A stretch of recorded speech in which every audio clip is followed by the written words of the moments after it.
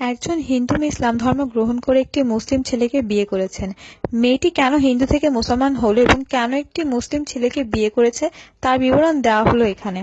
একদা একজন মুসলিম বোন হিন্দু থেকে মুসলমান হওয়া বোনটিকে জিজ্ঞেস করলো, বোন, কেন তুমি হিন্দু থেকে মুসলিম হয়ে মুসলিম ছেলেকে বিয়ে করলে?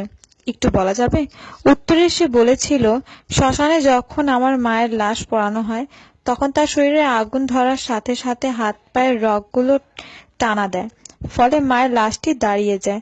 তখন একজন ব্যক্তি মায়ের লাশটি শোয়ানোর জন্য লাঠি দিয়ে খুব জোরে জোরে পিটাতে থাকে। পিটানোর চোটে হাড় ভাঙার শব্দ পাই আমি। আমার সমস্ত শরীরে প্রাণ নিস্তব্ধ হয়ে যায়। নির্বাক আমি তাকিয়ে থাকি। মনে আমার প্রশ্ন জাগে, আমার প্রিয় মায়ের জন্য কারো কোনো মায়া নেই? আমার মায়ের প্রিয় সহধর্মিণী আমার বাবাও তাকিয়ে থাকে, কিছুই বলে না। এভাবে কদিন পর মায়ের মৃত্যুতে শ্মশানে বড় ভাই মায়ের মুখে আগুন জ্বালিয়ে দেয়। মায়ের তার গায়ে কাপড় পুড়ে গেলে দেখা যায় বিবস্ত্র দেহ, অথচ সারা জীবনে মায়ের বিবস্ত্র দেহ দেখানো দূরের কথা, কেউ মুখও ঠিক মতো দেখতে পারেনি। কিন্তু আমি হিন্দু হলেও এই নির্মম দৃশ্য সহ্য করতে পারিনি। আমি শুনেছি মুসলমানরাও কত আদর করে তার প্রিয়জনের লাশ সমাহিত করে,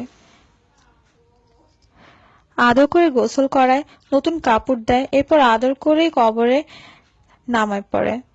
কবরে সরাসরি মাটি চাপাও দেয় না, প্রথমে চাটাই বাঁশ দেয়, তারপর মাটি দেয়। কি সুন্দর আয়োজন! মানুষের মৃত্যুতে এই দুটো বিষয় তুলনা করে আমি মুসলমান হয়ে যাই। আমি তখনই ঠিক নিলাম আমি ইসলাম ধর্ম গ্রহণ করব। একটা মুসলিম ছেলেকে বিয়ে করব। আমাকে কেউ আর শ্মশানে নিয়ে গিয়ে আগুনে পুড়িয়ে ফেলতে পারবে না। আমাকে আদর করে গোসল করিয়ে মাটি চাপা দেবে। আর এজন্য আমি ইসলাম ধর্ম গ্রহণ করে একটি মুসলিম ছেলেকে বিয়ে করেছিলাম। সুবহানাল্লাহ, সুবহানাল্লাহ। এই দিনে ইসলাম ধর্মই হচ্ছে একমাত্র শান্তির ধর্ম। ভিডিওটি লাইক দিন এবং শেয়ার করুন আর আমাদের চ্যানেলটি সাবস্ক্রাইব করুন। ধন্যবাদ।